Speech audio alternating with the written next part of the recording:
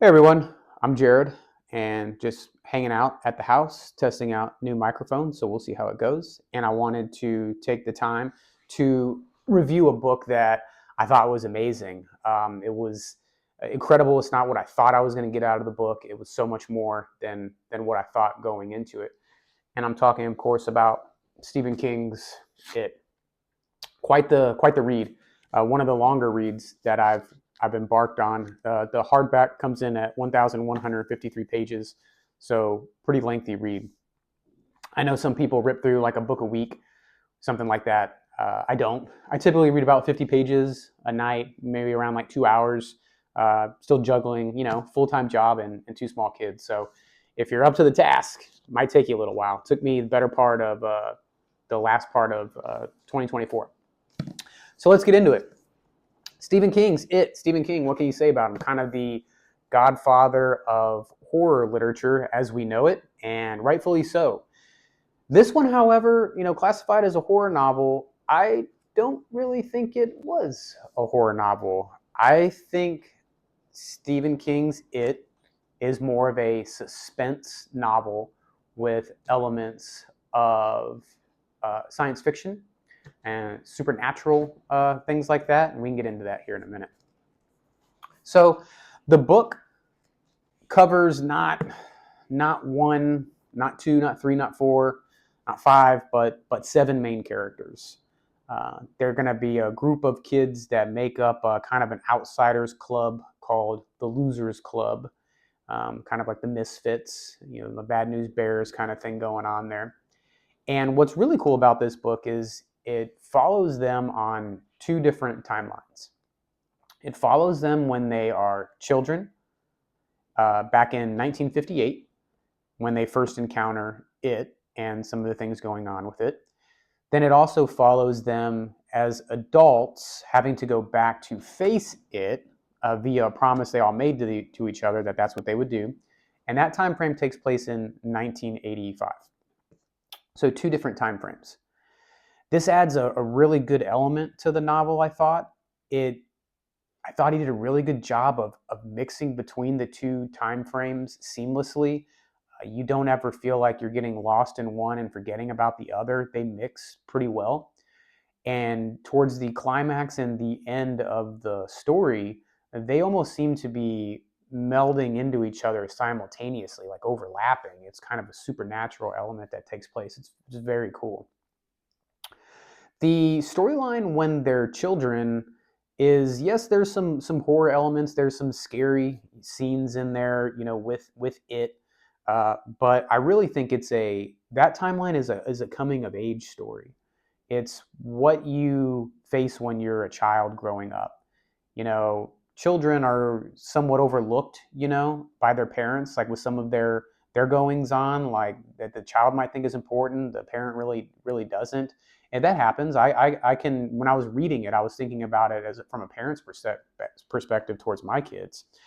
And so it's kind of what children go through that maybe their parents aren't aware of. There was some aspects of bullying. There's a kid that's always dealing with the bullies.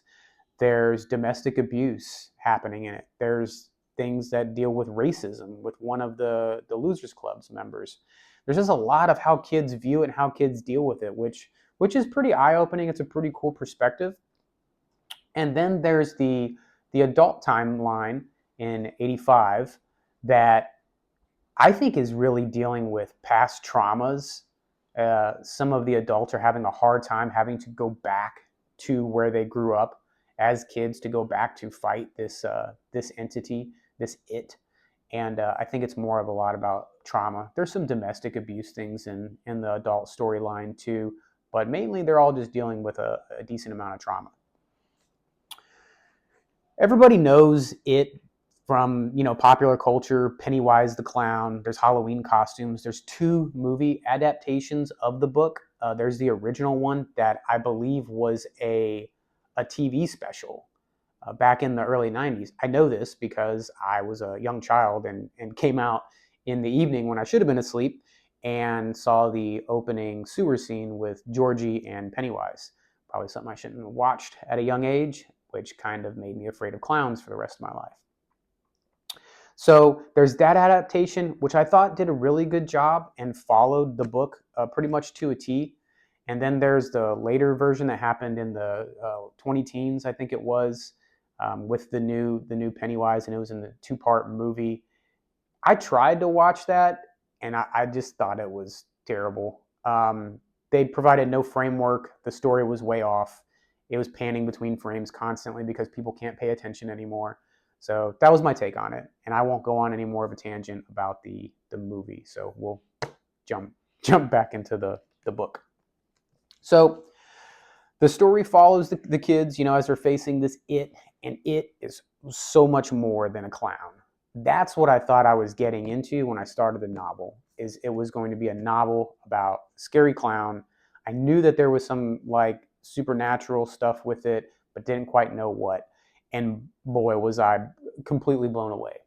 It's so much more than a clown. You're going to get way more out of this novel if that's what you're thinking. Yes, does take the shape of a clown, takes the shape of a few other things. I'm not going to try to give away too much of it, but towards the later part of the story, you really go on a supernatural science fiction kind of journey on really discovering what it is, and it's epic. It's great. It's really good description. Some really exciting like action pieces in there too. It was just an all around great read. I do think I've heard this with other reviews of Stephen King that sometimes it seems like there's some filler and there's some side stories that maybe go on too long. Look, I'm a massive Stephen King fan, but I think sometimes that does go on. However, in it, everything, all those side stories go on sometimes when you're reading a long novel that like they kind of seem like they're going on too long. They do incorporate into the story, okay? Like they do play a part. But I will say I do feel like some of it was a little fillery. I think some of them went on way too long, which probably beefed up, the read.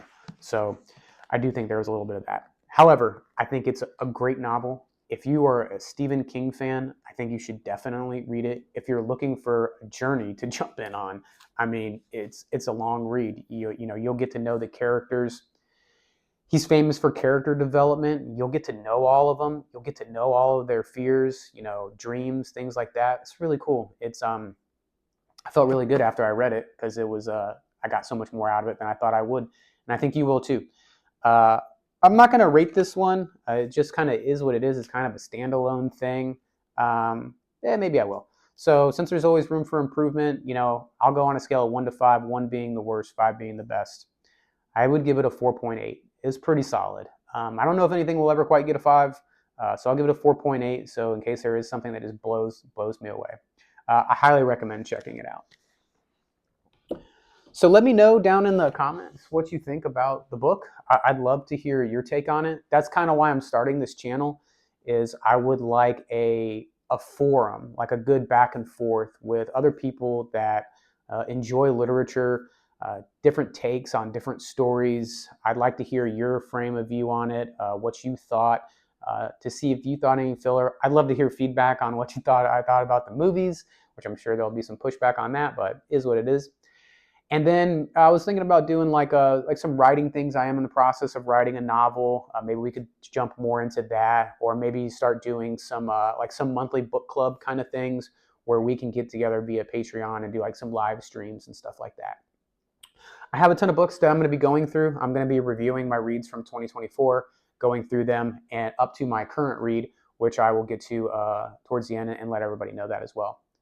If you've made it this far and you like the content, it's pretty straightforward. Give me a like, give me a subscribe, and let's go on this journey together and read more books, because that's what it's about. I think a lot of the prescriptions for mental health could be put away, and you could just pick up a book. I know that's how I tackle it for myself, and if you're looking for help like that, it can help you too. Thanks for stopping by.